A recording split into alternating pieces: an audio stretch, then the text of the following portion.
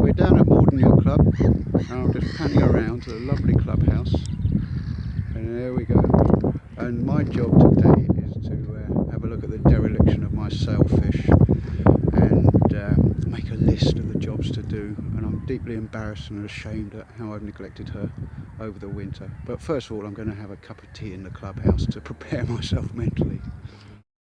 Right, this is the view from the galley, and this is one of the reasons that it's actually worth making tea at Marlin Yacht Club, because you get the most beautiful view down the river. And we're just after high water now, and I'm panning around the clubhouse, and it's just a glorious view. And over there you can see Pat, our Commodore, who keeps this club going. Cup of tea now, and get on with it. Okay, there she is, my Sailfish. I've neglected her all winter and I feel very, very ashamed and embarrassed, but from this side she doesn't look too bad. But it's only when you walk around the back, around the other side, and you see all this moss and green and the muck in the cockpit. The cover blew away over the winter and I didn't bother to replace it because it gets so windy, the covers just blow off and you can just bail the cockpit out. So actually it's not too bad. You can see the washboards there. I know all about those and I've got to do those, and I'm going to open her up now and have a look inside.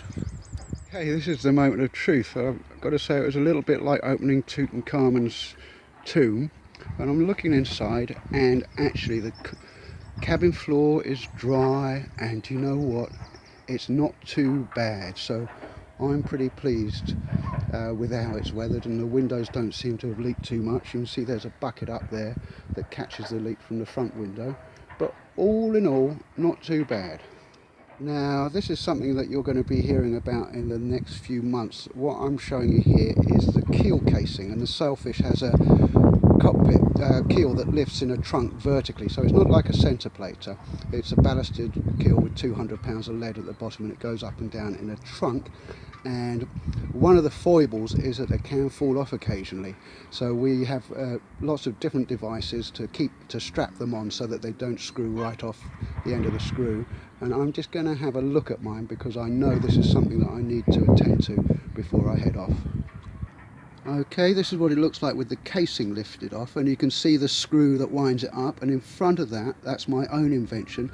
I used a car seat belt webbing to secure the keel just in case the screw failed, because the nut comes off sometimes. And I thought it was a good idea, but what I found is that seatbelt webbing degrades in salt water, so that's one of the big jobs before I set off. I've got to replace that. I'm going to wind the keel up now so you can see the mechanism. Okay, hopefully you can make sense of that. You can see that I've wound the keel right up now. If the boat was in the water, the keel would go down. But the keel's resting on the trailer, so we've wound the casing up, and you can see the stainless steel thread, which actually looks okay and is still oiled and greased. And in front of that, you can see the webbing that I used to retain it, just in case the nut at the bottom of the screw came off. And that's the job that I'm going to have to do. I'm going to have to think of a means of replacing it, and I've been told the way to do it is with Dyneema. So I'll be on the Sailfish forum and I'll be asking PBO readers for lots of help and advice. You can be sure of that. So that's all for now. We're going to pack the boat up, go home, have another cup of tea.